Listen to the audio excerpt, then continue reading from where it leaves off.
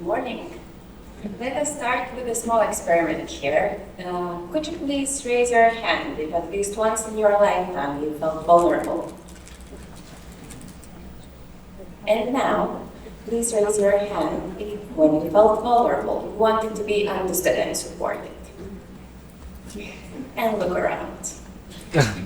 It is very, very similar to what we have discovered when we asked around 1,200 children aged 10 to 18 here in Lithuania about how they feel. We asked what emotions are hardest for them to cope with. We asked what do they expect to feel more often and what support do they expect from adults. Children told us that the most difficult emotions are anger, anxiety, fear, and feeling of not being enough. While every second child seeks comfort in music, 1 out of 3 hide their emotions, cries, talks to friends, or withdraw. Yet what they long for most are feelings of confidence, calm, joy, and courage. Adults, they say, should stop yelling at first and then stop comparing them to others and also dismissing their feelings. Instead, children would want to be listened to, for adults to take more importance of their emotional well-being and sometimes to help them to find solutions. We also ask children to voluntarily share their personal stories if they want to, with not expecting to receive that much. We received hundreds of moving testimonies from children. Seeing not only how important it is for children to be heard, but also how powerful their voices are, we looked for ways to bring this into life. This is how the idea of the installation was born. The installation that actually gives meaning to adolescence, to the bond between children and parents, and to the strength of that connection. For the fact that I can stand here today, we owe thanks to 1,165 children who expressed their opinions, to 12 children who are very brave to speak out their voices. And I truly believe that their voices will be heard not only in Lithuania, but way beyond. Also to Children's Rights Ombudsman, Edita Žilienė, who was very, very supportive and her team as well throughout the process. And the artist, Dagmar Šonaitė, who brought this installation into life. Today, we will be the first to watch a short film about the installation Adolescence, and starting tomorrow evening, you can experience the full installation from that. Enjoy.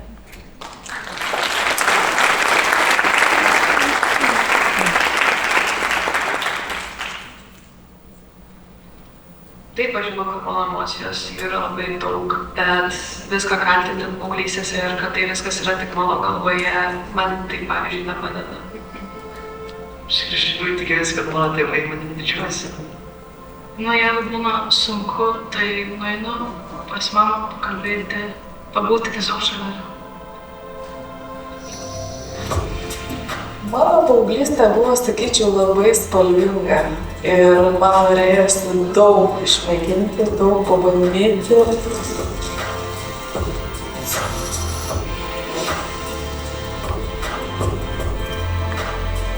Paauglystėje aš jaučiausi gerai, kai kurdavau ir labai mėgau tai daryti. O blogai jaučiausi, kai man trūkdavo draugų. Man visuomet norėjosi būti šaunuliai, bet tikrai atsimenu laikotarpį, kai jaučiausi labai vieniša.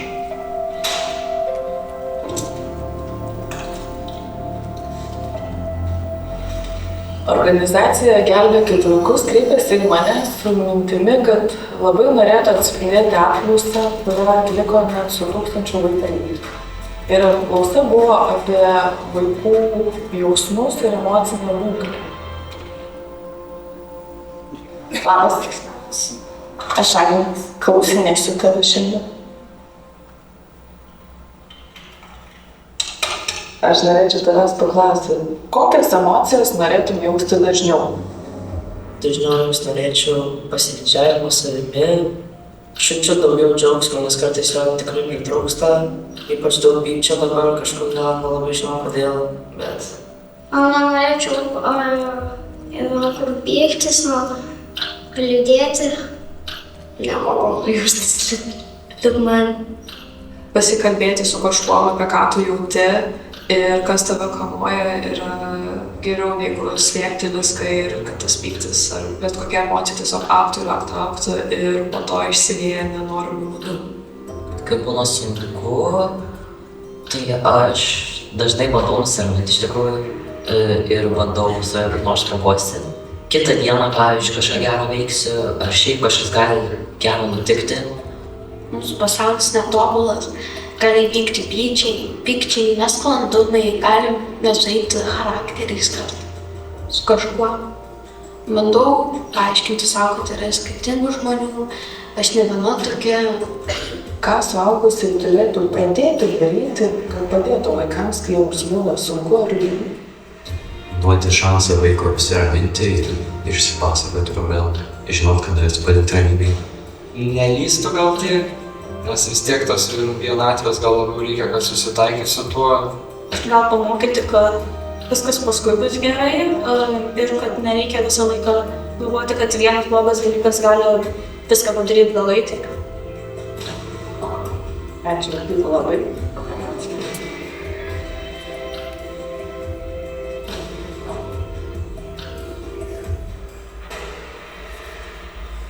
Aš gavusi šią užduotį svarsčiau, kas tai galėtų būti ir pagalvojau, kad kūrinys galėtų vadintis paauglystė.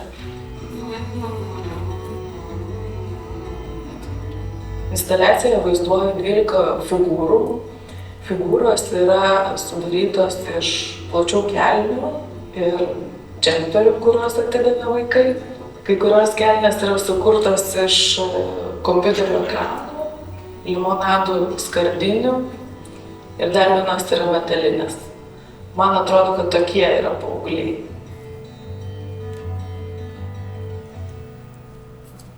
Aš turiu tokį mažą siurprizą. Labas, mama. Čia mama. Man uždavė klausimą, kokiomis tavo savybėmis aš žaviuosi. Viena pirmųjų, kuri šalo į galvą, tai tavo pareigingumas. Aistė mus labiausiai žavi savo atkaklumu. Ji nori šokti baletą, nori būti scenoje, todėl kiekvieną dieną daug dirba ir daug treniruojasi. Negaliu atsižiūrėti, kaip tu žaidži futbolą. Mane labiausiai žavi upės tikrumas ir natūralumas. Taip pat vertinu labai jo gerumą, jis moka pastebėti kitus. Žaviuosi savo dukros nuoširdumu, jos įvaidumu ir empatija. Mane žavi tavo žingeidumas, noras ir bandyti naujus dalykus. Labai linksma tavo ir labai didžiuojas. Nu ir dar, vienas iš dalykėlių, kurį noriu pasakyti, tu jau žinai, kaip stipriai mes su mano tave mylim, ne? Na tai, vačkis. Aš čia man atsakyti. Visada būna malonu išgirsti iš kažko, arba ypač tėvų, kai tave giri, arba kažką tokį pasako. Ar išgirdai, kad nors naujo, ar pasako tave šitą? Tikrai išgirdau. Aš negalvau, kad jis reikia tik pozityviai galvoja. Vaikai yra ateitis, bet jais turime rūpintis dabar. Ir labai noriu pakviesti suaugusius žmones prisiminti, kaip jie jautėsi paauglystėje ar būdami maži ir pastebėti tuos vaikus, kuriems reikia pagalbos ir patarimų.